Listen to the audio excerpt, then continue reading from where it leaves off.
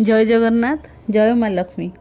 प्रथमाष्टमी बा पढ़ुआष्टमी यह एक ओडिया घर नियरा परंपरा। घरर प्रथम संतान माने मामू घर आसीथिबा नुआ वस्त्र पिंधि वंदापना होई पढ़ुआ होइथांती। हलदी पत्रर बनिथिबा एंडुरी पिठा खाई बड़ मानकर आशीर्वाद नेइथांती। एहाकु पढ़ुआष्टमी बा प्रथमाष्टमी कहिथाउ, किंतु उत्कलिका परंपरा टिके नियारा। 12 मासरे 13 पर्व एठी मानवीय लीला करती कोटी ओडियांकर मौड़मणि प्रभु श्रीजीउ।